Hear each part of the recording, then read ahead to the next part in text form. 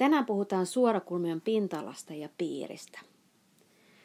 Suorakulmion ja itse asiassa ihan minkä tahansa kuvion pinta-alalla tarkoitetaan, että kuinka moneen tämmöiseen pieneen neliöön, jonka mitat me tunnetaan, me voidaan se kuvio jakaa. Tässä tapauksessa mä oon helpottanut tosiaan asiaa, koska olen jakanut tämän valmiiksi jo 1 neliösenttimetrin kokoisiin neliöihin. Ja nyt koska tässä yhdessä rivissä on 5 näitä neliöitä ja rivejä on 3 päällekkäin, niin mehän voidaan suoraan laskea tästä, että tämän suorakulmion pinta-ala on 5 kertaa 3 neliösenttimetriä. Laitetaan se tähän jo meille ylös. Eli A on 5 kertaa 3 neliösenttimetriä, joka siis tekee 15 neliösenttimetriä. Ja tässä me itse asiassa tultiin johtaneeksi suorakulman pinta-alalle laskemiskaava. Eli suorakulmion pinta-ala voidaan aina laskea sen kannan ja sen korkeuden tulon. Eli pinta-ala on yhtä kuin kanta kertaa korkeus.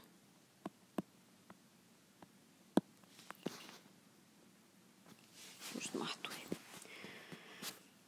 No tämän voi itse asiassa esittää hieman matemaattisemminkin. Mä itse asiassa tänne jo laitoin ylös, että A on yhtä kuin 15 neliösenttimetriä. Ja tämä iso A on matematiikassa aina pinta-alan kirjain. Ja toisaalta sitten kantaa merkitään aika usein pienellä A:lla ja korkeutta merkitään pienellä H:lla. Niin nyt me voidaan esittää tämä sama asia matemaattisessa muodossa.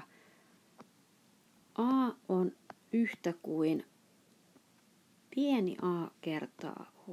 Paljon helpompi kirjoittaa kuin vähemmän kirjaimia. Eli ihan minkä tahansa suorakulmion pinta-alan saat laskettua kertomalla sen kanta ja korkeus keskenään.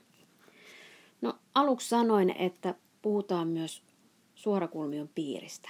Ja piirillä tarkoitetaan ympärysmittaa. Oli kuvio sitten minkälainen tahansa.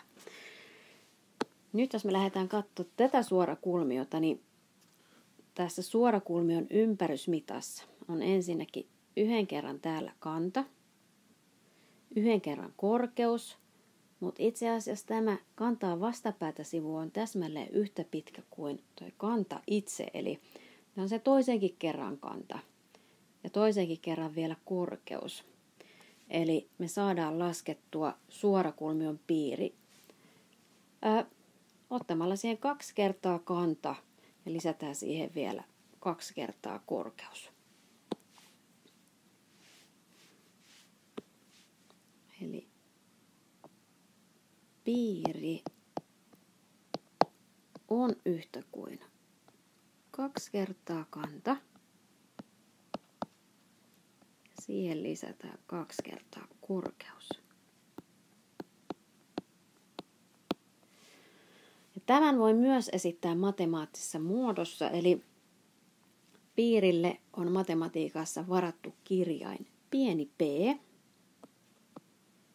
Ja tuossa jo puhuttiin, että kanta merkitään yleensä pienellä a:lla, eli 2 kertaa a ja korkeus h:lle lisätään 2 kertaa h.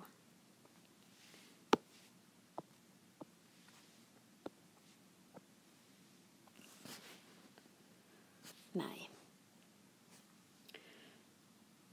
Eli nyt osaat laskea suorakulmion pinta-alan ja suorakulmion piirin. Mutta mietitään vielä neliölle samoja asioita. Oho, tuolta puuttuukin.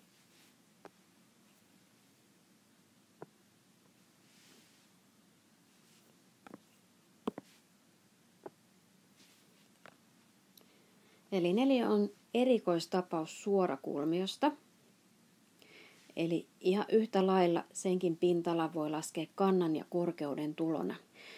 Mutta koska neliössä kaikki sivut on yhtä pitkiä, niin nyt tätä asiaa voi vielä vähän yksinkertaistaa. Eli nyt on pinta-alan kaavan tuolle neliölle voi esittää muodossa pinta-ala on yhtä kuin sivu kertaa sivu. Eli koska kanta ja korkeus on neliön tapauksessa yhtä pitkiä, niin me voidaan esittää se tässä muodossa. Eli neliön tapauksessa ei yleensä puhuta erikseen kannasta ja korkeudesta ihan vaan sen takia, että ne kaikki sivut ovat yhtä pitkiä. No esitetään tämäkin vielä matemaattisemmassa muodossa. Eli pintala on yhtä kuin iso A. Sivua merkitään pienellä s-llä, eli s kertaa s, mutta tämänhän voi esittää vielä vähän yksinkertaisemmin potenssimuodossa s potenssiin 2.